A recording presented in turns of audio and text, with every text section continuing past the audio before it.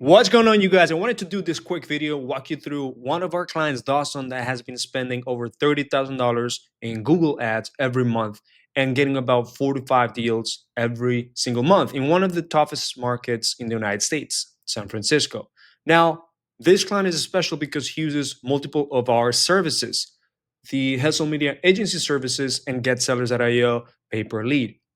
And his success is very particular because he's been doing a lot of Google advertising in the past. He is really well versed in Google Ads and has tried multiple agencies. So if you have tried multiple agencies and you know about Google Ads as well, this video will be perfect for you. And you're going to learn a few things about our system and how we do things and about the results of his first quarters with us. Now, this client, we're going to do an interview. I'm going to fly to California. I'm going to walk you through how he does his entire operations. He's amazing to work with. And you're going to learn a lot. Hopefully you guys like this video. Well, dude, I can be a great reference for you guys because I actually know how to do pay-per-click and Facebook and all that. And the reason I reached out to you guys is because I was starting to do it on my own and realized like, okay, I'm not going to be able to do this full time plus close deals. So I wanted to find a company that aligned with what I already knew and was comfortable with that, and that was you guys.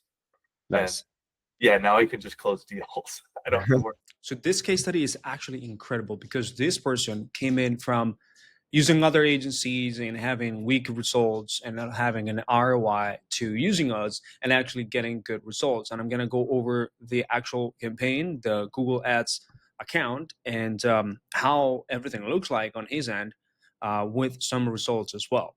At the same time, I'm going to go over our system, break down the 6 deals, including the key metrics and KPIs, the winning strategies and processes that we use, and the lessons and takeaways for real estate investors for them to apply. Now, remember, this is how Dawson turns 30K into 250K every single time. And look, this is not any luck whatsoever. Like, we end up having real operators working with us because we really care about the clients that we actually work with. We want to do this in a long time. There's 2 YouTube videos that kind of go over some deals that we've had. There's more of them over time. We've been almost 8 months now, and we're actually partnering up with this client on a few things. Right now, this is how it looks like. He's running Google Ads and Facebook Ads. Okay, he's spending around $30,000 in ad spend total. He has used multiple agencies in the past. All right, consulted with us, and we created a game plan for him. This is the actual consulting document that we created for him. So it's a series of notes that we have.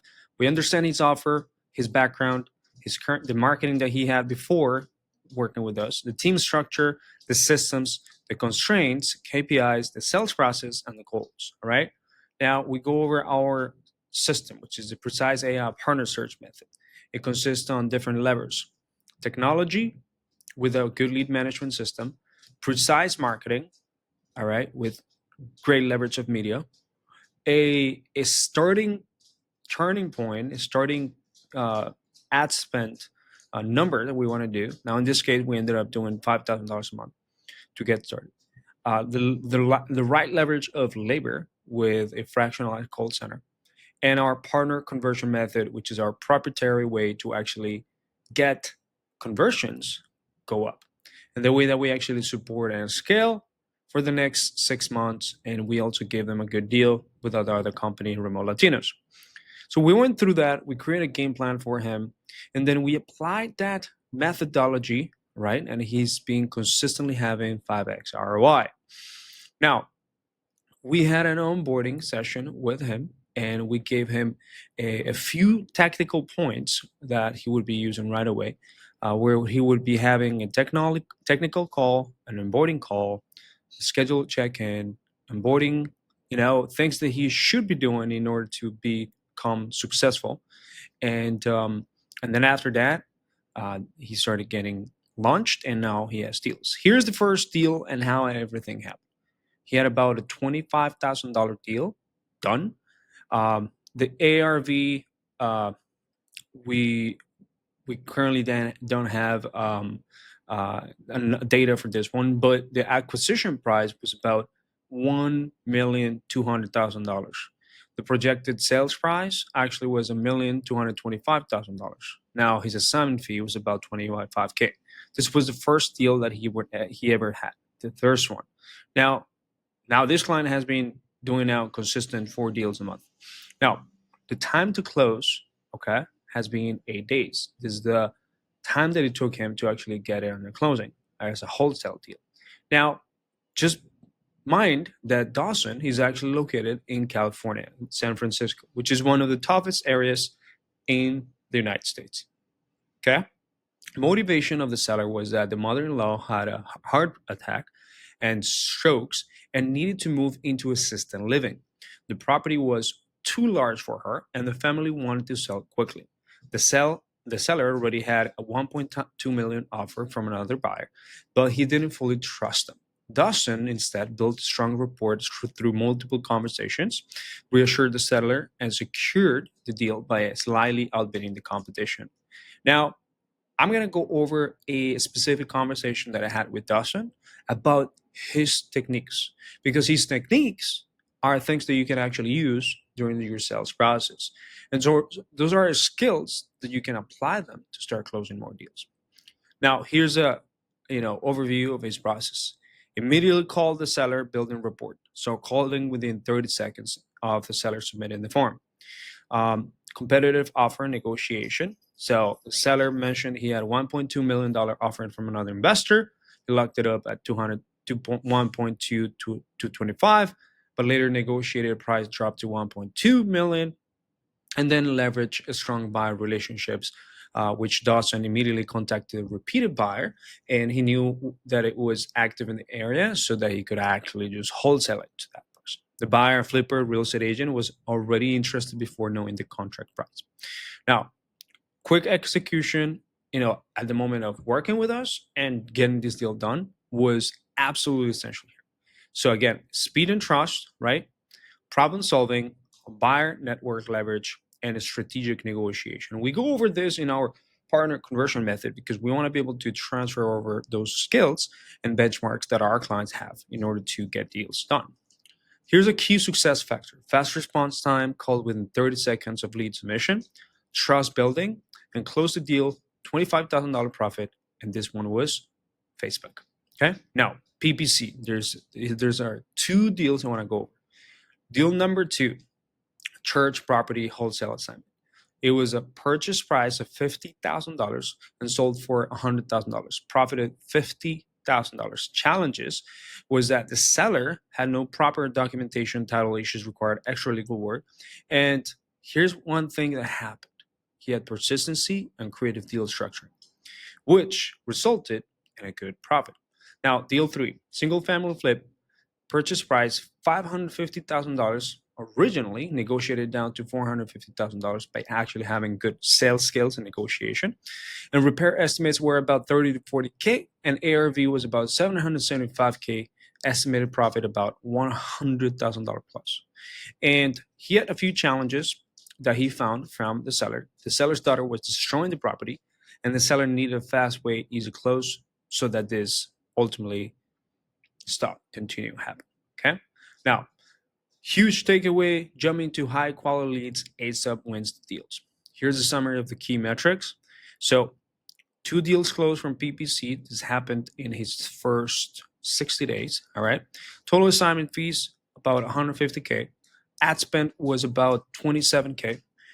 Cost per lead was about $600, which, by the way, I'm going to go over the Google account of him, but he's about $450 cost per lead now. And return of ad spend about 5.454.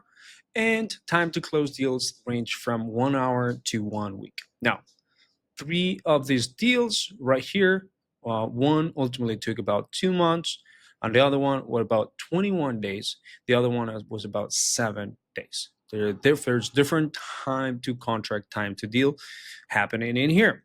And for Facebook, closed 3 deals. All right. Total assignment fees about $105,000. Ad spend about $9,000. A ROAS of 11.6K.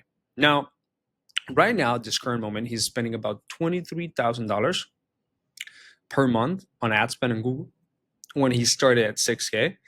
And on Facebook, he's about $9,000 or $7,000 or something like that. The reason why is because we want to be able to increase the ad spend on Google, which is a higher leverage type of marketing channel, right? Total 6 deals in his first 60 days, about 6 deals, total assignment, ultimately $225,000 primary strategy, wholesale and fix and flip. Okay.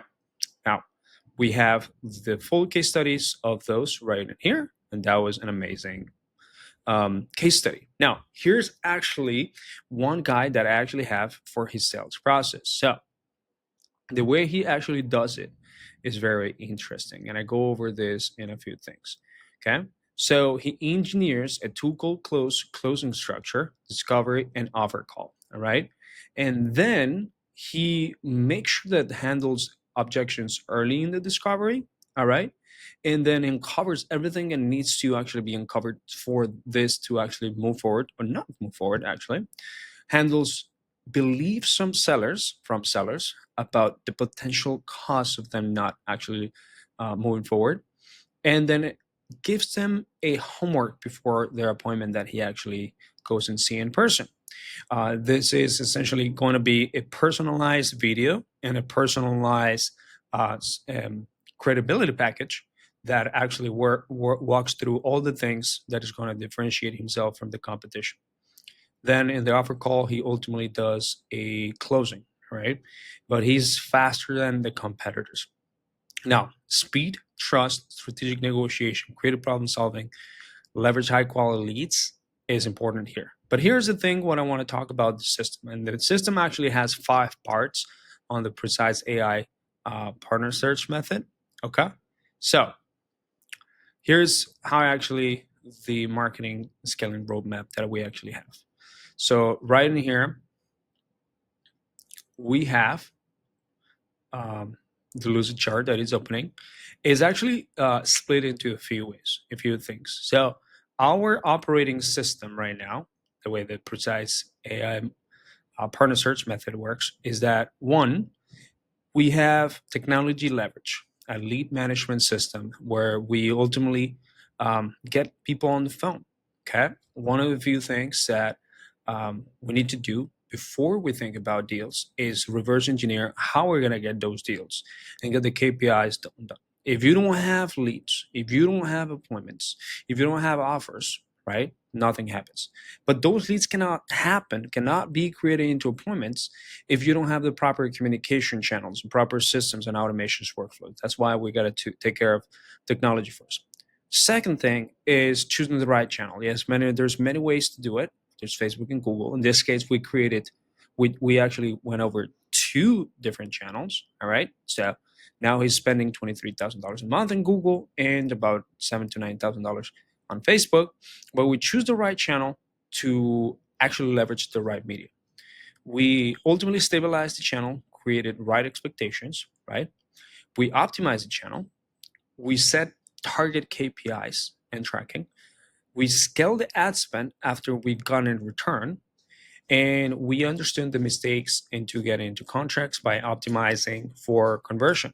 And this is, in Google, ultimately, you want to start with higher capital, about $6,000 to $12,000 a month to get started. All right, and with Facebook, at least $3,000 to $5,000 a month, at least in San Francisco, where you have a good offer. All right, so this is the anatomy of a good ad. A good offer, an ad copy that tracks the pain points and desires of these people, create gaps. A video creative that is punchy, different, it has a different angle. All right, we'll create that with you and for you. A landing page that converts. All right, lead forms that also convert, surveys and quiz funnels, and then ultimately a VSL that pre-sells the leads on you. Then ultimately, you would go here with speed to conversation. So we make sure that we have either, well, technology, but also people, labor, actually working with you. So here's the thing. Great leads die with poor follow-up skills. So we make sure that with these leads actually are getting into conversations, live transfers, and appointments. It takes about 11 contact attempts to get connected with the lead. So we want to make sure that that is being done. Oh, what just happened here? All right, let me see. Okay. So a lot of people can't not even do this, right? So when you contact them within 2 minutes, you increase your conversion ratio about 391% from 60 to 391%. This is data that we actually gather from different research institutions and research from different data providers and aggregators, such as CRMs or Google and so on. And we understand this, so we applied. Okay. Now, second thing is we understand that speed is important. So we ultimately want to put a person in here, which we use UI, AI and humans to follow the leads and ultimately qualify these leads further to generate appointments and live transfers, right? And we ultimately connect this with your CRM. The next thing is the conversion. Okay, conversion methodologies. It's important to have a conversion methodology, right? And then ultimately have a process for whenever you get them, for them to click on the form and then generates a lead, and then this pre-sales, right? Pre-sales, pre getting into the sales in the phone call. So the emails, the text messages, and the experience that you make them go through your CRM and the emails and text messages that you have, and then the conversation sequence that you would have. Now, it's important because different people at different stages, but we always got to take into account that in order to actually get better at the sales part, you got to have daily trainings, qualitative feedback, and call reviews, and end of the day reports with data tracking. And we take this feedback and then ultimately apply it into the market. Okay. Now, we want to be able to track live calls, show rates, offers, contracts, and then ultimately aim for a contract a day, 3 offers per day, 25 outbound calls in order to get to a predictable $100,000 a month. Okay.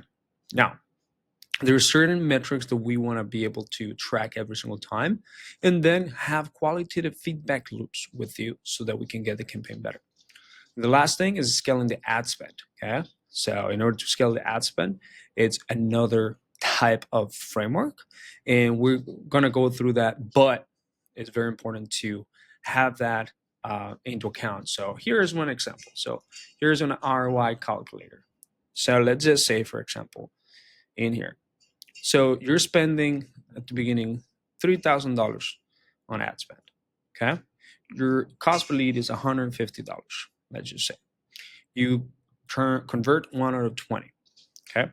Your first 2 months, you're going to be negative. Okay. Your cash conversion cycle would be about 90 days, 60 to 90 days, let's just say. Sometimes Google will be about 45 days to 60 days, but let's just say like we have, this is Google, this is Facebook, right? Now, having said that, month 3, you start becoming more profitable after closing that one deal, expecting that transaction. But you have built up a pipeline every single month. And if your lead to deal ratio is this one, and then you expect a lifetime conversion of 5%, but a compound conversion based on follow up of 0.5%, totals about 5.5% total conversion ratio over time, compounded, and you increase your ad spend, you increase your monthly leads, total leads growth, your expected transactions grow dramatically, and you start having a predictable way to get to $100,000 a month. Now, having these metrics, you would have a 4.27x ROI with a cost per deal of about $31,000, $3,100. Okay. Now, let's just say, for example, we lower the lead cost per lead. Well, we get better. Let's just say we actually have a higher assignment fee, $29,000, let's just say, as a client, Rob Coram. Well, we get better.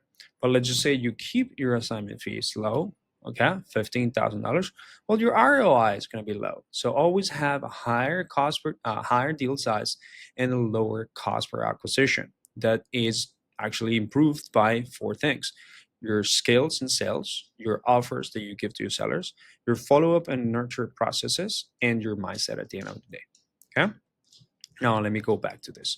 So the goal here at the end of the day, we wanted to, I created this document some time ago, but now he's about $23,000 a month. Scaling ad spend, more high intent sellers, high ROI, from $300 that he started on ad spend to $500, and then now he's hit $23,000 a month on Google to generate even more fast-moving, profitable deals. Refining follow-up and closing strategies, doubling down on multiple touch points within the 24 to 48 hours to complete outcompete investors, and fine-tuning renegotiation scripts to win over skeptical sellers. And I'm going to go over this training right here and this call that I had with Dawson that explains all his tactics and how he actually closed deals. And if you feel inspired with Dawson, join our program and click on the description below. I'm going to go over this conversation that I had with Dawson, and I hope that you have an amazing day. Talk to me a little bit about the process that you currently do. Tell me a little bit about the process of not giving offers. That's kind of, it sounds crazy, but you don't give an offer. I'm assuming you're just allowing them to say a price, and this is why you wanted to work hard on selling their own property to you, essentially. Exactly. So tell me a little bit more about that and what's the process for that. Yeah, basically every time we get a new lead, we just call them instantly as soon as we can. I kind of have 4 things that I focus on. I focus on being sharp as a tack, because the sellers out here in California, like I just bought a $2.4 million house. So these sellers are like, their parents worked at Google, their parents worked at Facebook, and they just inherited a property, stuff like that. I want to be enthusiastic as hell. So just like, never, like 90% of the people I talk to are going through a hardship. And so if I'm, I don't want to be over the top, but like I want to match their energy and bring them to where I want them to be. Expert in the field. I kind of have this mindset of like, we buy multiple houses each month, speaking super simply to the leads, and then I'm flexible with each deal, which is something that is different than my competitors out here, because most of my competitors are like, you have a strict 30 days to move out. So that's something that's a little different. But yeah, essentially, this is our script. We just kind of start out with, tell me a little bit about the house. Why do you want to sell it? And I don't really tell them a lot about myself. I just kind of ask them like, so tell me a little about the property. Is it an investment deal, or is it, are you living in it right now? They'll kind of respond with, whatever's going on. Then I'll say, well, what's going on with it? Why are you guys looking to sell? And I first get kind of that motivation out of the way. If they don't really give me a lot, then I'll just go into condition, the 4 pillars, right? I'll start with condition, move on the timeline. So how quickly are you wanting to sell, and then move out? And then I'll always go back to why they're looking to sell. But something that I'll do is I'll kind of do a pushback. So I'll say, well, obviously, like you told me the house is in, it's got a little bit of repairs. You said it's not that bad. And you said that you aren't super desperate. Why don't you just fix it up yourself and list it with an agent? Or why don't you just fix it up yourself and rent out the property? And I find by doing that pushback, it really it allows the power to kind of go back to me, and it sets them off guard. Like, I'm not going to try to convince them to take a lower price than what it's worth. And then essentially I'll just say, well, if they're like, no, I don't want to list the house, it needs a lot of repairs, I don't want to pay agent fees, I'm going to get the same out of it no matter what. Or, I don't want to rent it out, I don't want to be a landlord, or it's got foundational issues, whatever they say. I'll say, well, if you did sell it as is without listing the property, how much are you hoping to get for it? And that's kind of an easy way of like, well, if you weren't, normally what used to happen before I did that is people would just say, give me a price, give me a price. It's been years since I've gotten that objection of just like, give me your best price, because I'm building so much rapport and talking about all the options before I even get to price, that when price comes up, it's almost just like it's a natural reaction for them to give me price. They almost look at me as like an advisor instead of a house buyer or a negotiator. What's a frame that you put at the beginning? Like, essentially, you obviously set a authority frame in order to do this from the very beginning.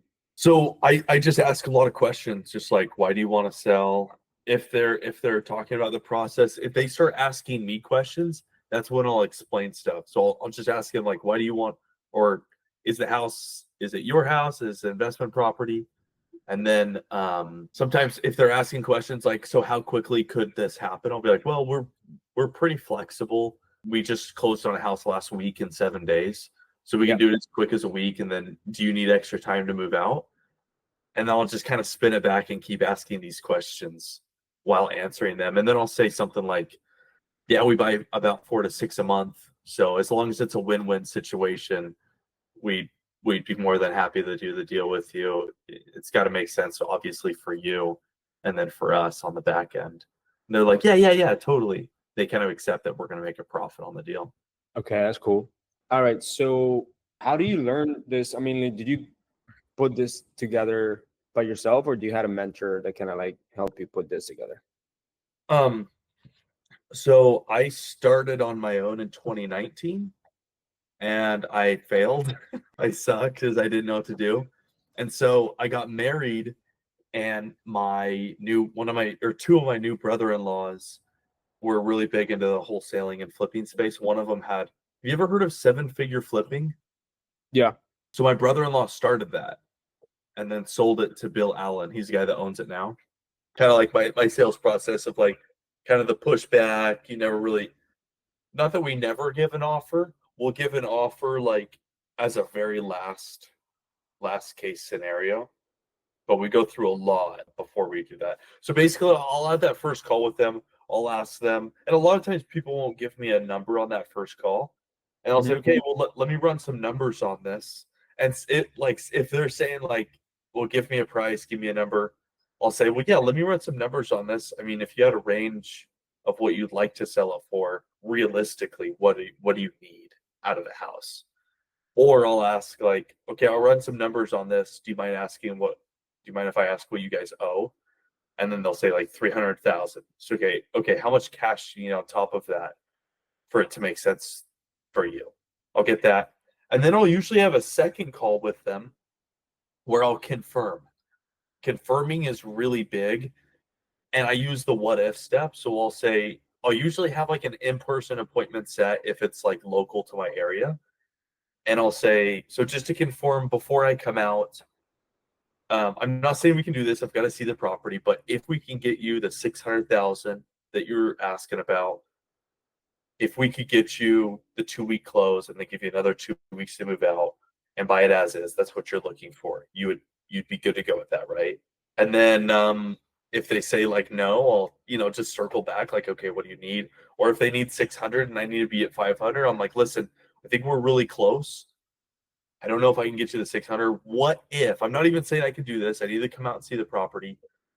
But what if I could get you 500? Do you think that'd even be a deal for you or no? Because I don't want to waste your time in me coming out.